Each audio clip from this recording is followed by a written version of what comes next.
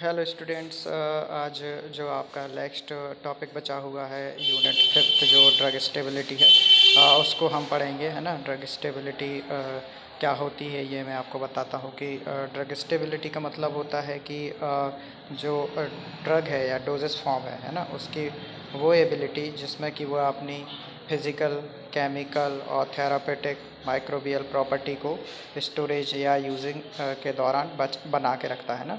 मतलब जैसे ड्रग आपने मार्केट से ख़रीद के लाए थे, वैसे की वैसे वो स्टोरेज में भी, और जब आप यूज़ कर रहे होते हैं उसके दौरान वो वैसी की वैसी रहे, है ना। उसमें कोई भी जो फिजिकल है, केमिकल या थेरापेटिक या माइक्रोबियल प्रॉपर्टी उसकी चेंज ना हो, है ना। तो इंटीग्रिटी बना के रखती है अगर ड्रग या डोजेस फॉर्म, तो उसको हम स्टेबिलिटी बोलते हैं उस ड्रग या डोजेस फॉर्म की, ठीक है। अब आपने एक्सपायरी डेट का नाम सुना होगा। हर डोजेस फॉर्म या ड्रग जब आप ख़रीदते हैं तो टैबलेट कैप्सूल्स पर उसका एक्सपायरी डेट लिखा हुआ होता है ना। एक्चुअली में एक्सपायरी डेट वो टाइम पीरियड होता है जिसके दौरान वो ड्रग या डोजेस फॉर्म का पोटेंसी बना रहता है ना, मतलब थेरापेटिक इफेक्टिवनेस उसकी बनी रहती है ना।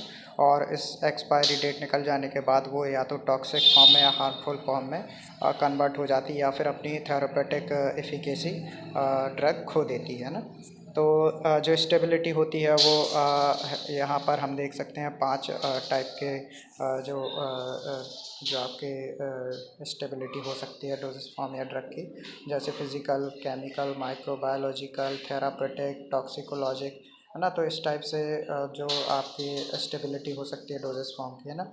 हमारा फोकस मेनली हमारे फिजिकल, केमिकल और माइक्रोबियल बायोलॉजिकल स्टेबिलिटी पर रहेगा, है ना। तो स्टार्ट करते हैं हम जो फिजिकल स्टेबिलिटी है ना। तो फिजिकल स्टेबिलिटी का जैसे कि आप मतलब समझते होंगे, फिजिकली जो अपीयर होती है ना, जैसे कि किसी ड्रग की कलर, ओडर या टेस्ट है ना। तो ये सब चीज़ें जो ऑर्गेनोलेप्टिक प्रॉपर्टीज़ होती हैं, हार्डनेस, ब्रिटलनेस, पार्टिकल साइज़, ये सारी जब चेंज नहीं होती हैं किसी डोजेस फॉर्म या ड्रग की, तो उसको हम फिज़िकली स्टेबल बोलते हैं ना। और इनमें किसी भी प्रकार का चेंज होता है तो हम उसको फिज़िकली अनस्टेबल डोजेस फॉर्म या ड्रग बोलते हैं ना। तो जैसे कि आपका ड्रग हमने जब परचेज़ किया तो वो किसी और कलर का था, और स्टोरेज के दौरान या यूज़ के ड्यूरिंग वो किसी और कलर का हो जाता है या उसकी स्मेल चेंज हो जाती है, तो ये सारी चीज़ें फिज़िकली अनस्टेबल डोजेस फॉर्म की होती हैं, है ना। फिज़िकली अनस्टेबिलिटी को शो करती है, ठीक है। अब इसके बाद हम जो पॉसिबिलिटीज़ हैं फिजिकल इनस्टेबिलिटी की, उसमें क्या क्या हो सकता है वो देखेंगे, है ना। तो सबसे पहले जैसे कि आपका क्रिस्टल फॉर्मेशन, फार्मास्यूटिकल प्रिपरेशन, है ना, कि क्रिस्टल फॉर्मेशन कैसे हो सकते हैं आपके, इसके रीज़न हो सकते हैं आपके पॉलीमॉर्फिज्म फिनोमिना की वजह से, है ना। जैसे कि क्लोरामफेनिकॉल है ड्रग, है ना, वो एमॉर्फस फॉर्म से क्रिस्टलाइन फॉर्म में कन्वर्ट हो जाती है, ठीक है। और दूसरा आपका क्रिस्टल फॉर्मेशन के लिए रिस्पॉन्सिबल रीज़न हो सकता है कि सैचुरेटेड सॉल्यूशन बन जाए आपका, है ना। और तीसरा आपका सस्पेंशन में हो सकता है कि हम जो सस्पेंडिंग एजेंट होता है वो पाउडर फॉर्म में लेते हैं, बहुत फाइन फॉर्म में, है ना। और ये क्या होता है कि प्रेसिपिटेट बन जाए या क्रिस्टल फॉर्म में कन्वर्ट हो जाए, तो इससे प्रेसिपिटेशन हो सकता है, क्रिस्टल फॉर्मेशन हो सकता है ना। और इसके आगे हम बात करते हैं, ठीक है। जो आपका सेकेंड फिजिकल इंस्टेबिलिटी का जो रीज़न है वो है लॉस ऑफ वॉलेटाइल सब्स्टिट्यूएंट, है ना। इसमें क्या होता है कि जो भी आपके एरोमेटिक वाटर्स हैं, है ना, या एलिक्सर है, स्प्रिट्स हुए ना, तो इनमें क्या होता है कि वोलेटाइल कंटेंट होता है। वोलेटाइल मतलब जो एवापोरेट हो जाती है ना। तो क्या होता है कि इनमें से जब वोलेटाइल कंस्टिट्यूएंट या सब्सटेंट एवापोरेट हो जाएंगे ना, तो आपका जो प्रिपरेशन है ना, डोजेस फॉर्म है, वो अनस्टेबल हो जाएगा, ठीक है। फिर आपका नेक्स्ट पॉइंट है आपका लॉस ऑफ वाटर, है। क्या होता है कि डोजेस फॉर्म होते हैं जो, है ना, डोजेस फॉर्म जो होते हैं उसमें वाटर अलग अलग फॉर्म में यूज़ हो सकता है, व्हीकल के फॉर्म में हो सकता है ना, बल्किंग एजेंट, या फिर, है ना, इस तरीके से। तो क्या होता है कि जब कभी ये वाटर का लॉस हो जाता है डोजेस फॉर्म में, है ना, तो क्या होगा कि एक सैचुरेटेड सॉल्यूशन बन जाएगा, ठीक है, वाटर कम हो जाएगा आपका।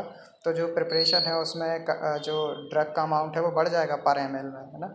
तो इससे क्या होगा कि प्रेसिपिटेशन हो सकता है ड्रग या अदर इंग्रेडिएंट्स का, है ना, या फिर क्रिस्टल फॉर्म हो सकते हैं, क्योंकि सॉल्वेंट या व्हीकल कम हो गया, आपका वाटर लॉस हो गया, एवेपोरेट हो गया, तो आपका जो डोजेस फॉर्म है वो उसमें जो सॉलिबिलिटी है वो चेंज हो जाएगी। इसकी वजह से क्रिस्टल फॉर्मेशन हो जाएंगे या प्रेसिपिटेट हो जाएंगे आपके अदर इंग्रेडिएंट, क्योंकि वो सॉलिबलाइज फॉर्म में नहीं रह पाएंगे, क्योंकि आपका जो सॉल्वेंट है या व्हीकल है वो कम हो गया। ठीक है। फिर इसके बाद है इमल्सन में, है ना, इमल्सन में लॉस ऑफ वाटर होगा अगर, है ना, तो क्या होगा कि सेपरेशन हो जाएगा फेजेस का, है ना, फेजेस चेंज हो जाएंगे, फेजेस का जैसे ऑयल इन वाटर है ना, वाटर कम हो जाएगा तो वाटर इन ऑयल में कन्वर्ट हो जाएगा, या फिर दोनों फेज क्रैक हो जाएंगी, सेपरेट हो जाएंगी, है ना। फिर जैसे क्रीम है, ठीक है, और तो इससे क्रीम भी आपके जो होते हैं इमल्सन्स फॉर्म में ही हो सकते हैं, है ना। तो इसकी वजह से क्या हो जाएंगी, क्रीम्स वगैरह, वाटर लॉस हो जाएगा, व्हीकल लॉस हो जाएगा, तो वो ड्राई हो जाएंगे, है ना। केस्ट जो आपके नेक्स्ट हैं फेस पेस्ट वगैरह, तो इनमें सॉलिडिफिकेशन हो जाएगा, क्योंकि इनमें सॉलिड कंटेंट ऑलरेडी बहुत ज़्यादा होता है और कम अमाउंट में उसमें लिक्विड लेते हैं। अगर लिक्विड लॉस हो गया तो आपका सॉलिडिफिकेशन हो जाएगा, पेस्ट ख़राब हो जाएगा। ठीक है। तो इस तरीके से ये आपके जो वाटर लॉस की वजह से इंस्टेबिलिटी हो सकती है आपके डोजेस फॉर्म में। ठीक है। फिर नेक्स्ट पॉइंट है आपका फोर्थ, एब्जॉर्प्शन ऑफ वाटर। ठीक है। एब्जॉर्प्शन ऑफ वाटर सिमिलरली क्या होगा कि अगर आपके जो डोजेस फॉर्म है, ठीक है, तो क्या होगा कि लिक्विफेक्शन हो जाएगा, जो पाउडर्स हैं, है ना, उनमें वाटर अगर एब्जॉर्ब कर लिया एटमॉस्फेयर से तो वो गीले हो जाएंगे, है ना। जैसे आपने नमक देखा होगा, आप अगर रख दें उसको एटमॉस्फेयर में तो वो एब्जॉर्ब कर लेता है वाटर को और वो गीला हो जाता है। तो उसी तरीके का एग्जांपल हम ले सकते हैं, देख सकते हैं कि क्या होगा, ड्रग लिक्विफेक्शन हो जाएगा आपके जो डोजेस फॉर्म है ना, वाटर एब्जॉर्ब कर लेगा अगर आपका डोजेस फॉर्म है एटमॉस्फेयर से, तो ठीक है। फिर सपोजिट्री है ना, तो क्या होगा कि इनकी कंसिस्टेंसी चेंज हो जाएगी और जेली लाइक इनका जो अपेरेंस है वो सपोजिट्रीज का हो जाएगा। ठीक है, अगर वो एब्जॉर्ब कर लेंगे एटमॉस्फेयर से आपका लिक्विड, है ना, या फिर वाटर। ठीक है। फिर है आपका चेंज इन क्रिस्टलाइन फॉर्म। ठीक है। तो इसमें हम देखेंगे कि इसमें क्या होगा कि अगर कोई ऐसा कंटेंट है जो कि एक से ज़्यादा क्रिस्टलाइन फॉर्म में मिलता है, तो अगर वो एक फॉर्म से दूसरे फॉर्म में कन्वर्ट हो जाता है, तो पॉलीमॉर्फिज्म के फिनोमेना के अकॉर्डिंग हो सकता है कि वो जो दूसरे फॉर्म में क्रिस्टलाइन फॉर्म में कन्वर्ट हुआ है वो इनएक्टिव हो, तो आपकी ड्रग इनएक्टिव फॉर्म में कन्वर्ट हो जाएगी, है ना। फिर चेंज इन कलर, है ना, loss of colour due to pH change and development of colour due to exposure to light, है ना। तो ये हो सकता है कि आपका पीएच चेंज हो तो कलर चेंज हो जाए, है ना, और या टेम्परेचर की वजह से उसमें नया कलर आ जाए जो कि उसका कलर नहीं है ना। तो इस तरीके से आपके ये फिज़िकल डिग्रेडेशन या फिज़िकल इनस्टेबिलिटी को इस तरीके से ये हमने पॉइंट देखे कि कैसे होते हैं। अब हम बात करेंगे सबसे पहले जो केमिकल स्टेबिलिटी होती है किसी ड्रग की, है ना। तो केमिकल स्टेबिलिटी का मतलब ये होता है कि कंपाउंड है जो उसका जो आपका स्ट्रक्चर होता है ड्रग का, या ड्रग का जो जैसे आपका पॉलीमर है ड्रग कोई जैसे लॉन्ग चेन है, तो छोटे स्मॉलर चेंज में वो डिग्रेड हो जाए, ब्रेक हो जाए, या फिर आपका जो स्ट्रक्चर है वो ड्रग का उसमें कोई चेंज आ जाए, है ना, या फिर किसी और तरीके से ऑक्सीडेशन, हाइड्रोलिसिस वगैरह इस तरीके से फोटोलिसिस वगैरह कुछ हो जाए, आपका ड्रग डिग्रेड हो जाए, तो ये आपका केमिकल डिग्रेडेशन कहलाता है। और इससे हमारा अगर ड्रग बची रहती है तो केमिकली स्टेबल ड्रग कहलाती है ना। तो इसमें हम देखेंगे कि केमिकल जो डिग्रेडेशन है वो किस तरीके से ड्रग अनस्टेबल हो सकती है, केमिकली अनस्टेबल हो सकती है ना। तो आपका जो सबसे पहला पॉइंट है वो है हाइड्रोलिसिस, है ना, हाइड्रोलिसिस। ये आप देख सकते हैं, सबसे पहला पॉइंट है अपना हाइड्रोलिसिस। फिर सेकंड है आपका ऑक्सीडेशन, फिर डिकार्बोक्सिलेशन, आइसोमराइजेशन, पॉलीमराइजेशन। इस तरीके से ये केमिकली ड्रग इतनी मैकेनिज्म से डिग्रेड होती है। ठीक है। तो आप हाइड्रोलिसिस, वैसे आप जानते ही होंगे कि हाइड्रोलिसिस क्या होता है, कि स्प्लिटिंग बाय वाटर, है ना, ड्रग जो है उसमें वाटर कंटेंट, है ना, वाटर के वजह से जो ड्रग है वो डिग्रेड हो जाती है ना।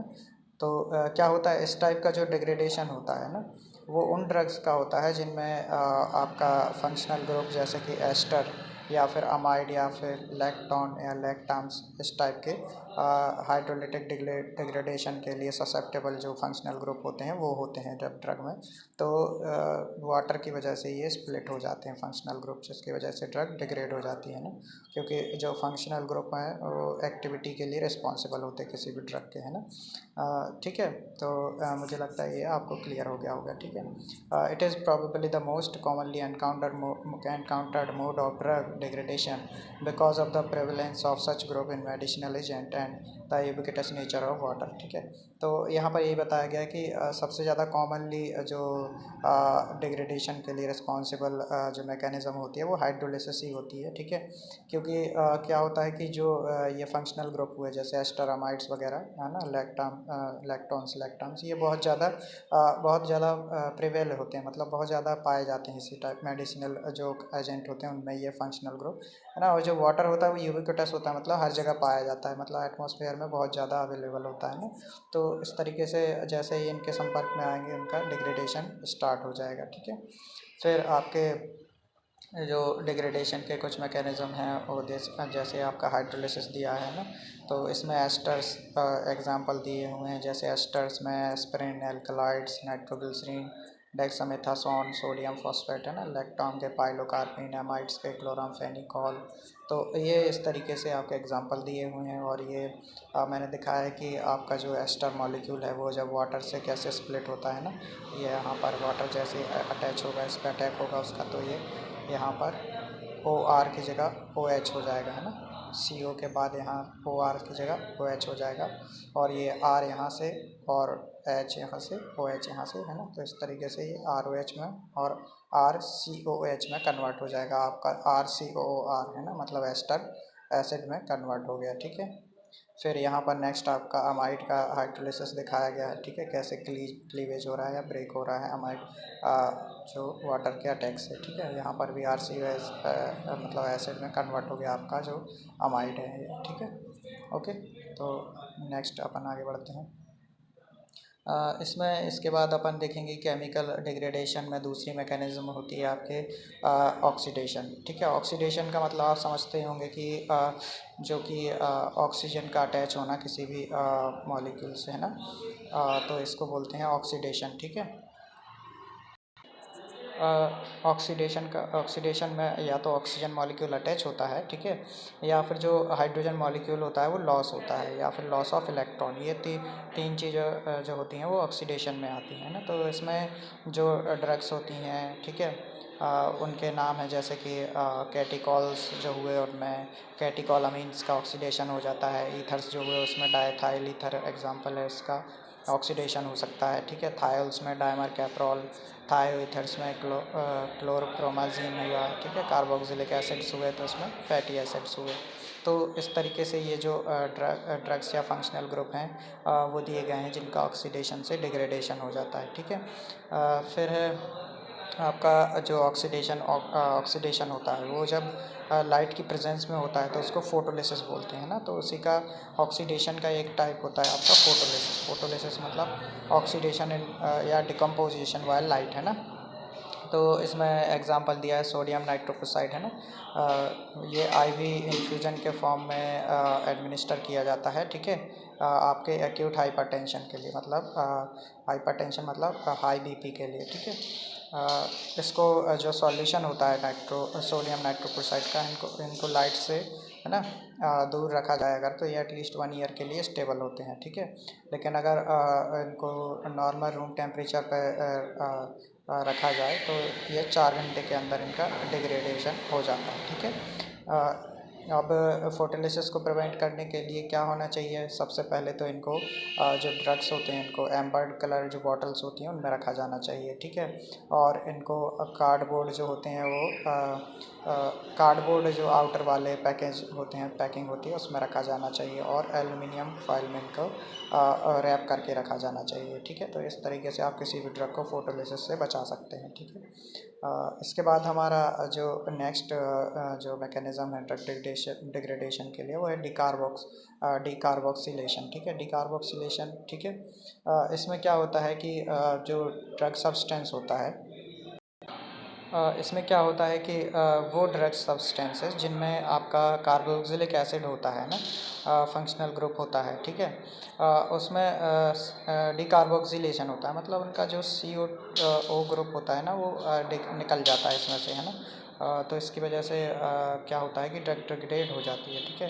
फिर इसमें एग्जांपल जो दिया हुआ है वो है 4 अमीनो सैलिसिलिक एसिड्स का, है ना, जो डिकार्बोक्सिलेशन की वजह से डिग्रेड होती है। फिर दूसरा एग्जांपल है फॉस्कारनेट, ठीक है, also undergoes decarboxylation under a strong acidic condition, ठीक है। तो इस तरीके से ये दो ड्रग्स हैं जिनका डिकार्बोक्सिलेशन हो जाता है, ठीक है। डिकार्बोक्सिलेशन हमने एग्जांपल में यहाँ पर दिखाया जैसे कि 4 अमीनो सैलिसिलिक एसिड्स में, ठीक है, यहाँ पर जो COOH ग्रुप था, है ना, वो यहाँ से डिग्रेडेशन की वजह से रिमूव हो गया, ठीक है। तो ये डिकार्बोक्सिलेशन का एक एग्जांपल दिया हुआ है, ठीक है। फिर नेक्स्ट आपका जो ड्रग अनस्टेबिलिटी का रीज़न है वो है आइसोमराइजेशन, ठीक है। आइसोमराइजेशन में क्या होता है कि एक मॉलिक्यूल जो है वो दूसरे मॉलिक्यूल में उसका जो ट्रांसफॉर्मेशन है वो हो जाता है ना।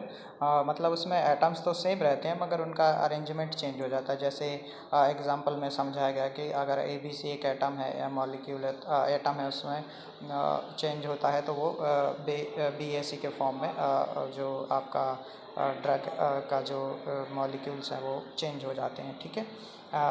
एटम्स उसमें रीअरेंजमेंट हो जाते हैं मॉलिक्यूल में, ठीक है। इस तरीके से, है ना।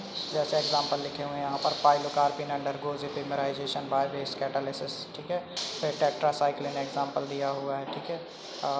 और रोली टेट्रासाइक्लिन एंड एर्गोटामिन, ठीक है, ये एपिमराइजेशन शो करते हैं, ठीक है, एसिड कैटालिसिस की वजह से, ठीक है। और एटोपोसाइड है, कन्वर्ट हो जाता है ये एटोपोसाइड में, ठीक है। तो इस तरीके से ये आइसोमराइजेशन होता है जिसकी वजह से ड्रग अपना एक्टिविटी लॉस कर सकता है क्योंकि वो अदर फॉर्म में कन्वर्ट हो जाता है जो आपका आइसोमराइजेशन होने की वजह से ना। तो इसकी वजह से क्या होता है कि एटम्स तो सेम रहते हैं मगर उनका क्या होता है कि जो एक्टिविटी है वो लॉस हो सकती है, ठीक है। फिर आपका नेक्स्ट जो आपका मैकेनिज़्म है ड्रग डिग्रेडेशन का है वो है पॉलीमराइजेशन, ठीक है। पॉलीमराइजेशन आप समझते ही होंगे कि जब एक से ज़्यादा जो आइडेंटिकल मॉलिक्यूल्स होते हैं वो जब एक साथ अटैच हो जाते हैं तो एक बड़ा मोर कॉम्प्लेक्स मॉलिक्यूल का फॉर्म कर लेते हैं ना। तो इसको हम बोलते हैं पॉलीमराइजेशन, ठीक है। और पॉलीमराइजेशन की वजह से जो ड्रग डिग्रेडेशन होता है वो एंटीसेप्टिक फार्मूलेशंस में देख सकते हैं आप, है ना। एंड एल्डिहाइड्स में भी आप पॉलीमराइजेशन की वजह से डिग्रेडेशन देख सकते हैं आप, ठीक है। तो ये कुछ एग्जांपल हैं जो जिनमें पॉलीमराइजेशन की वजह से ड्रग अनस्टेबल हो जाती है। अब इसके बाद हम देखेंगे कि कौन कौन से फैक्टर्स होते हैं जो ड्रग डिग्रेडेशन को अफेक्ट करते हैं, है ना, जिनकी वजह से ड्रग डिग्रेडेशन हो सकता है आपका, ठीक है। तो अ, हाँ, तो आप देख सकते हैं कि पीएच जो होता है ना, मतलब जो एसिडिटी और अल्कलिनिटी होती है किसी भी सॉल्यूशन की, है ना, वो इन्फ्लुएंस करती है डिकम्पोजिशन को किसी भी ड्रग के, ठीक है। जैसे कि एग्जांपल दिया हुआ है कि जो बफर्ड सॉल्यूशन होता है एस्पिरिन का, है ना, वो मैक्सिमम ही स्टेबल होता है 2.4 पीएच पर, है ना। और पीएच अगर 10 के ऊपर हो जाए तो डिकम्पोजिशन रेट इसकी रैपिडली इंक्रीज़ हो जाती है, ठीक है, मतलब फास्टली डिकम्पोजिशन होना चालू हो जाता है 10 के अबव, 10 पीएच के अबव, है ना। और पीएच जो होता है वो ऑक्सीडेशन रेट को भी इन्फ्लुएंस करता है, ठीक है। जो सिस्टम है वो लेस रैपिडली ऑक्सीडाइज होता है व्हेन पीएच इज़ लो, है ना, मतलब जब पीएच एसिडिक होता है ना तो आपके जो डिकम्पोजिशन रेट होती है वो बहुत लो होती है, ठीक है। इसके बाद है कॉम्प्लेक्सेशन में आप जानते कॉम्प्लेक्सेशन में हम बताएं आपको कि क्या होता है। कॉम्प्लेक्स फॉर्मेशन से आपका हाइड्रोलिसिस और ऑक्सीडेशन कुछ ड्रग्स का आप रिड्यूस कर सकते हैं। जैसे कि एग्जांपल दिया हुआ है कैफ़ीन का, कि जब ये लोकल एनेस्थेटिक्स जैसे कि वेंजोकेन या प्रोकेन के साथ में कॉम्प्लेक्स फॉर्म कर लेता है तो ठीक है, इसका हाइड्रोलिटिक डिग्रेडेशन रिड्यूस हो जाता है, ठीक है। फिर है नेक्स्ट आपका जो पॉइंट या फैक्टर वो है सरफेक्टेंट्स, ठीक है। तो सरफेक्टेंट्स में जो तो आप जानते होंगे कि सरफेक्टेंट में नॉन आयनिक, कैटायनिक या एनायनिक सरफेक्टेंट जब हम ड्रग के सॉल्यूशन में ऐड कर देते हैं तो क्या होता है कि क्रिटिकल माइसेलर कंसंट्रेशन के ऊपर जब हम कंसंट्रेशन बढ़ाते जाते हैं तो माइसेल्स फॉर्मेशन हो जाता है और माइसेल्स के अंदर जो ड्रग होती है वो ट्रैप हो जाती है। तो इस वजह से जो हाइड्रोलिटिक ग्रुप होता है, जो OH ग्रुप होता है वाटर का, वो अंदर तक पेनिट्रेट नहीं कर पाता है और हमारी ड्रग जो है वो हाइड्रोलिसिस से बच जाती है। ठीक है, और उसका हाइड्रोलिसिस रेट जो है वो कम हो जाता है। ठीक है, फिर है प्रेजेंस ऑफ हैवी मेटल्स। ठीक है, आप जानते होंगे हैवी मेटल जैसे कि कॉपर, आयरन, कोबाल्ट और निकल, है ना। तो ये क्या करते हैं कि rate of formation of free radical का ये बढ़ा देते हैं। ठीक है, जिससे कि ये ऑक्सीडेटिव डिकम्पोजिशन को भी बढ़ा देते हैं किसी भी जो ड्रग होता है। ठीक है, इसके बाद है लाइट एंड ह्यूमिडिटी। तो आप जानते हैं कि लाइट की वजह से, स्पेशली जो अल्ट्रावायलेट लाइट होती है, उसकी वजह से आपका फोटोलिसिस इन्हांस हो जाता है। ठीक है, और इसके बाद आप देखेंगे कि जो ह्यूमिडिटी है वो हाइड्रोलिटिक जो डिकम्पोजिशन है उसकी रेट को इन्हांस कर देता है। ठीक है, तो इस तरीके से ये 5th पॉइंट हुआ आपका जो डिकम्पोजिशन या ड्रग डिग्रेडेशन के लिए रिस्पॉन्सिबल होता है।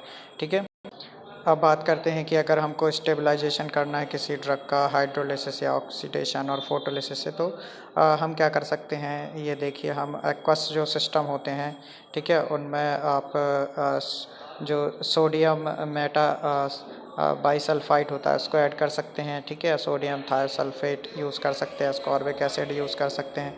ये एक्वा सिस्टम के स्टेबलाइजेशन के लिए, इससे ये एंटीऑक्सीडेंट का वर्क करते हैं। ठीक है, और जो ऑयल सिस्टम है इसके लिए हम एस्कॉर्बिल पामीटेट यूज़ कर सकते हैं, ब्यूटाइलेटेड हाइड्रोक्सी टॉलिन यूज़ कर सकते हैं, ब्यूटाइलेटेड हाइड्रोक्सी एनिसॉल यूज़ कर सकते हैं। तो ये हम ऑक्सीडेशन या हाइड्रोलिसिस या फोटोलिसिस से बचाने के लिए अपने ड्रग के लिए इस तरीके से जो केमिकल्स हैं वो यूज़ कर सकते हैं। ठीक है, फिर आपका जो हमारे जो ड्रग डिग्रेडेशन के लिए बचाने के लिए जो उपाय है उनमें सबसे पहला है कि टेम्परेचर, है ना। टेम्परेचर हाई रहेगा तो ड्रग का जो डिग्रेडेशन है वो भी मतलब हाई रहेगा, है ना। तो जो है कि ड्रग है उसका स्टोरेज सूटेबल टेम्परेचर पर होना चाहिए। ठीक है, इससे क्या होगा कि ड्रग डिकम्पोजिशन कम हो जाएगा। हाई टेम्परेचर पर ड्रग थर्मल डिकम्पोजिशन ज़्यादा तेज़ होता है ना। और जो प्रोडक्ट है वो रूम टेम्परेचर पर कोल्ड स्टोरेज या कोल्ड स्टोरेज के अकॉर्डिंग हम अपने ड्रग के अकॉर्डिंग या प्रोडक्ट के अकॉर्डिंग स्टोरेज कर सकते हैं अलग अलग टेम्परेचर्स पर।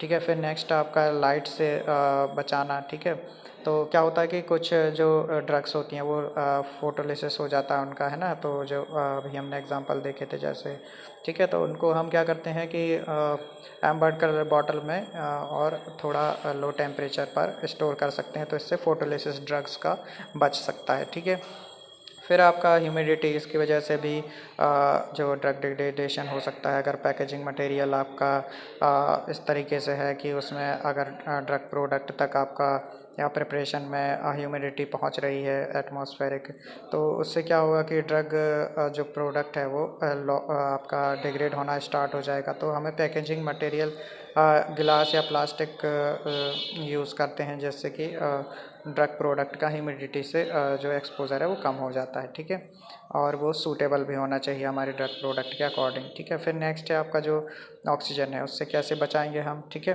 तो ऑक्सीडेशन से बचाने के लिए सबसे पहले हमें क्या करना चाहिए कि जो हमारे सायरप से या फिर जो प्रिपरेशंस होती हैं उसमें जो स्पेस होता है ना, और वो हेड स्पेस होता है, मतलब जो खाली जगह होती है जो हमारी बॉटल्स के ऊपर, है ना, वो कम से कम होनी चाहिए, या फिर उसमें कोई इनएक्टिव गैस भर देनी चाहिए, क्योंकि यहाँ पर जितनी ज़्यादा खाली जगह में ऑक्सीजन होगी उतना ज़्यादा ऑक्सीडेशन का चांस रहेगा आपके ड्रग प्रोडक्ट का। ठीक है, तो इस तरीके से आप ऑक्सीडेशन से बचा सकते हैं। और इवन हमारे जो क्लोज़र्स हैं वो प्रॉपर होनी चाहिए कि हमारे एटमॉस्फेयर से ऑक्सीजन वहाँ ड्रग प्रोडक्ट में या प्रोडक्ट में ना पहुँच पाए।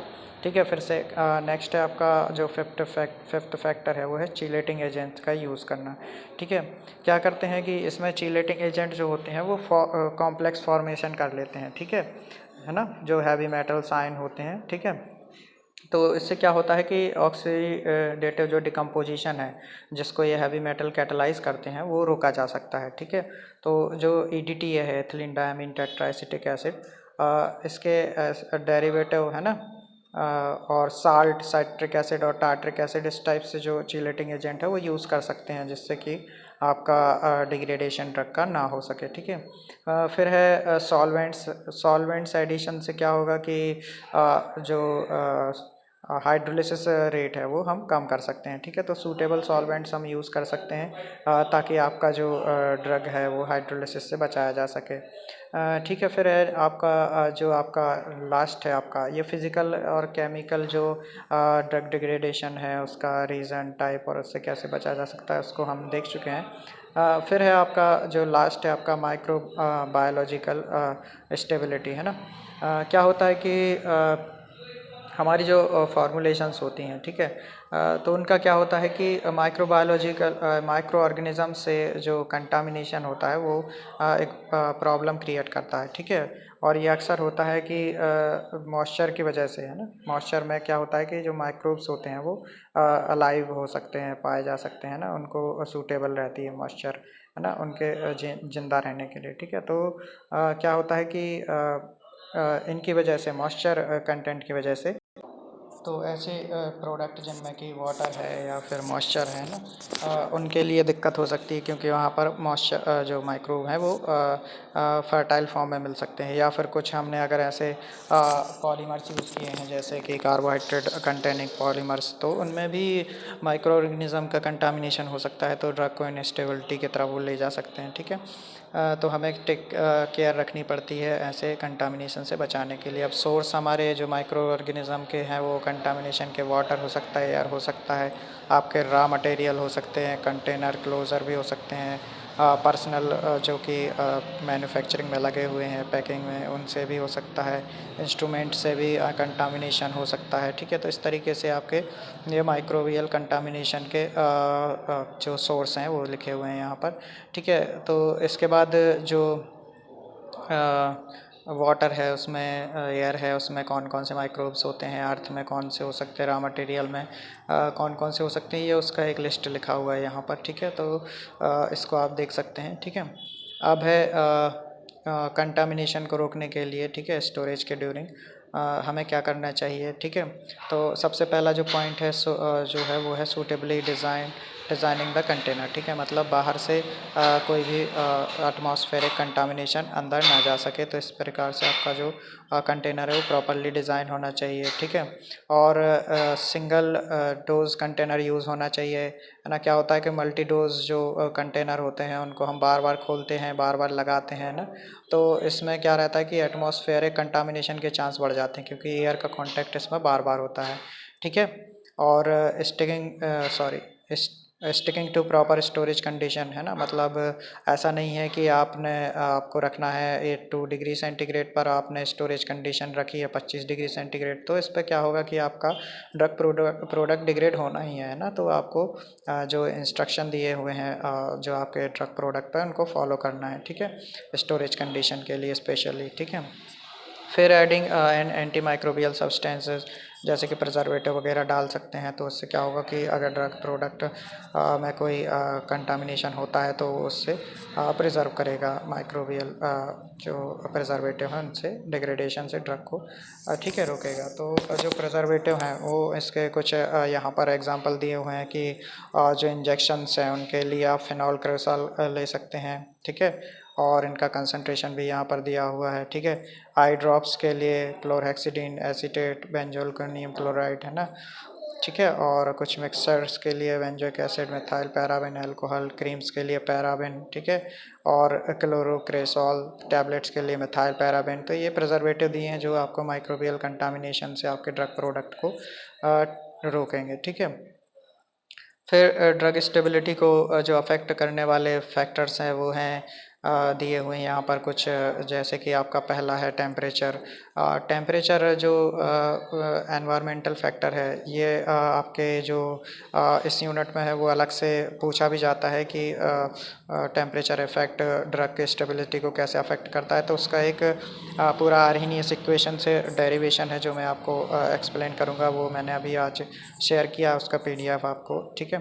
तो टेम्परेचर से क्या होता है कि ये हाई टेम्परेचर जो होता है ना, वो आपके जो ऑक्सीडेशन है ना, रिडक्शन और हाइड्रोलिसिस, इन सबको एक्सेलरेट करता है, ठीक है। हाई टेम्परेचर पे आपका ऑक्सीडेशन, रिडक्शन, हाइड्रोलिसिस, ठीक है, ये सारे एक्सेलरेट हो जाते हैं, ठीक है। इससे ड्रग डिग्रेडेशन होता है, ठीक है।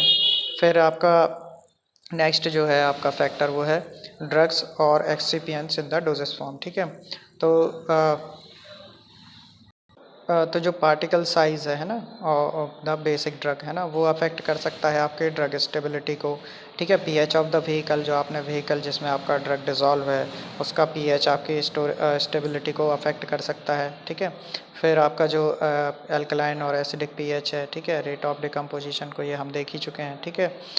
जो मोस्ट ऑफ द ड्रग हैं वो 4 से 8 के बीच में पीएच के बीच में जो स्टेबल होती हैं वो होती हैं ना। अगर इससे डेविएट होता है तो आपकी ड्रग जो है वो डिग्रेड हो सकती है। फिर आपका मॉइस्चर है, ठीक है, मॉइस्चर की वजह से ऑक्सीडेशन, फोटोलिसिस, ठीक है, और माइक्रोबियल ग्रोथ को भी ये कैटालाइज करता है मॉइस्चर, ठीक है। फिर जो लाइट है वो फोटोलिसिस और थर्मल डिकम्पोजिशन कर सकता है ड्रग का।